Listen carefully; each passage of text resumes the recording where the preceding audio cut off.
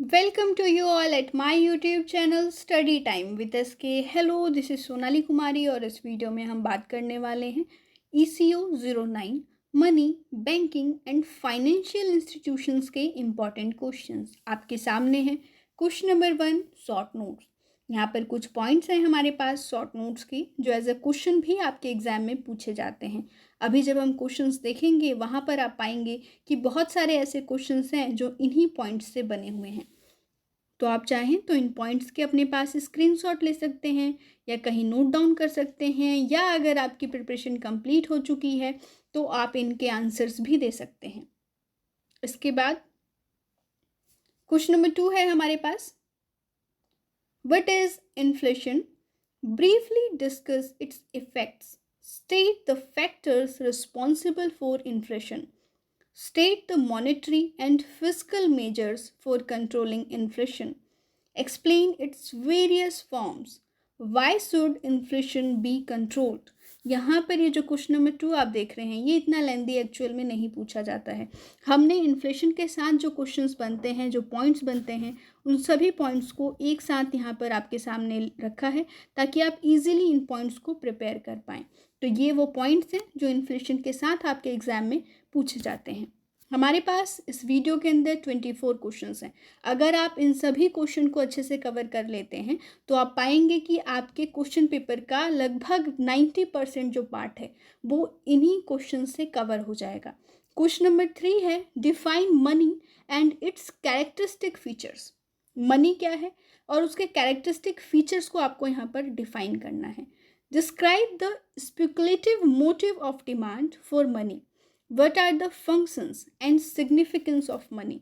यहाँ पर भी हमने इसके साथ पॉइंट्स ऐड किए हुए हैं ताकि आप इजीली मनी से रिलेटेड जो भी पॉइंट्स हैं उनको एक साथ प्रिपेयर कर लें। मनी से रिलेटेड एक और जो क्वेश्चन पूछा जाता है वो बार्टर सिस्टम से रिलेटेड है और वो ये है कि what are the disadvantages of barter system, how does use of money overcomes the disadvantage of barter. इसके बाद क्वेश्चन नंबर 10 है, explain Keynesian theory of demand for money. Demand for money के लिए जो केनेशियन थ्योरी है उसे एक्सप्लेन करना है। इस क्वेश्चन को एक और तरीके से पूछा जाता है, explain the Keynes theory of money and price. ये क्वेश्चन ज़्यादा बार पूछा जा रहा है, मनी एंड प्राइस वाला, तो आप इसके लिए भी प्रिपेयर कर लीजिएगा। इसके बाद है हमारे पास क्वेश्चन नंबर 5, ये है, what is credit creation, how do commercial banks create credit, state the limitations to this process of credit creation. यहाँ पर हमने कोई भी पॉइंट ऐड नहीं किया है क्वेश्चन नंबर 5 के अंदर, ये एज इट इज़ पूछा जाता है और मैक्सिमम टाइम आपको ये अपने क्वेश्चन पेपर में देखने को मिल जाएगा अगर आपने लास्ट ईयर के क्वेश्चन पेपर्स देखे हों तो। क्वेश्चन नंबर 6 है, discuss the objectives and working of international monetary fund. IMF के आपको यहाँ पर उसकी वर्किंग और ऑब्जेक्टिव्स को डिस्कस करना है। क्वेश्चन नंबर 7 है, what is non bank financial intermediation. Non bank financial intermediation क्या होती है ये आपको बताना है 2 मार्क्स के लिए। इसके बाद 8 मार्क्स के लिए कई बार पूछा जाता है इसके आगे वाला पॉइंट कि explain role and types of non bank financial intermediaries. आपको इसके रोल और टाइप्स को एक्सप्लेन करना होगा। इसके बाद क्वेश्चन नंबर 8 है, what is foreign exchange market. Foreign exchange market क्या है and describe its composition.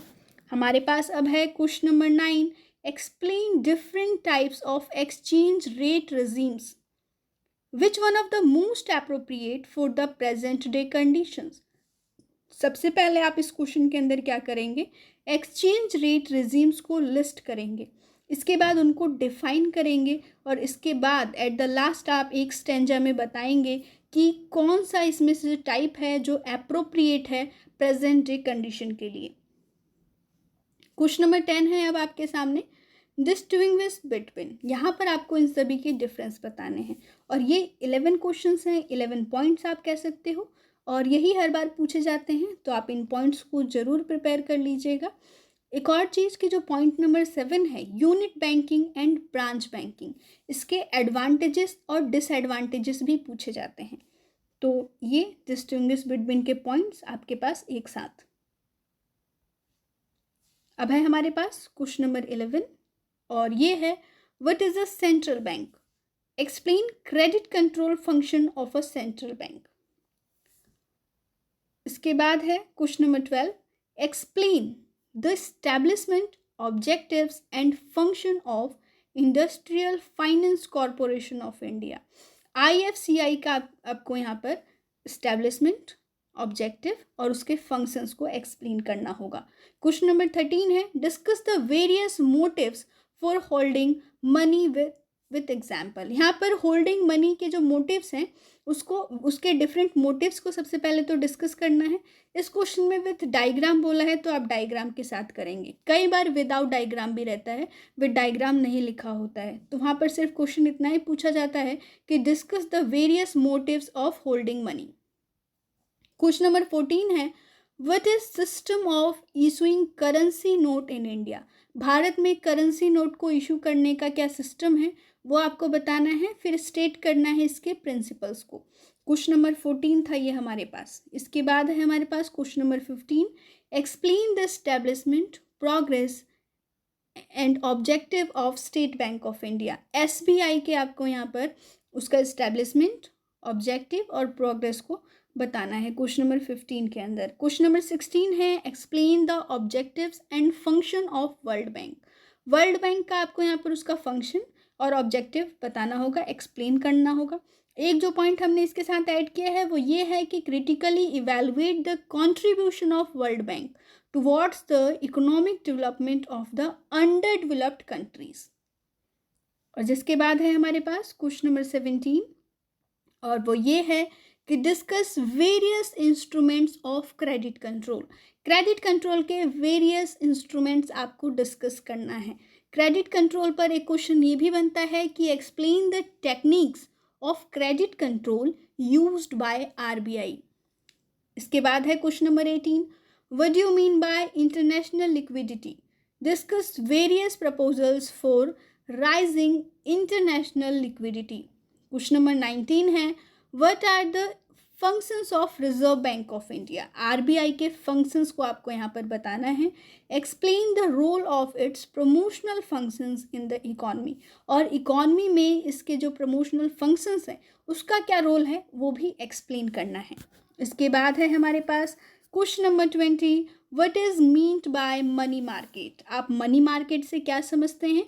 Explain the structure of Indian money market, highlight the drawback of Indian money market, explain the problems of Indian money market। और ये question के साथ भी हमने include किया हुआ है कुछ पॉइंट्स, और वो पॉइंट्स ये हैं जिनके लिए आपको प्रिपेयर करना है। इसके बाद है हमारे पास question number 21, explain the functions and performance of state financial corporation.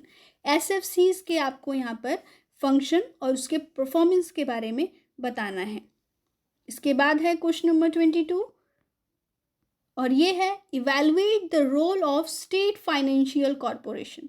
State financial corporation का इंडस्ट्रियल डेवलपमेंट में भारत के अंदर क्या रोल है उसे इवैल्यूएट करना है। क्वेश्चन नंबर 23 है what do you mean by regional rural bank, explain its silent features और एक्सप्लेन देयर स्लाइंट फीचर्स।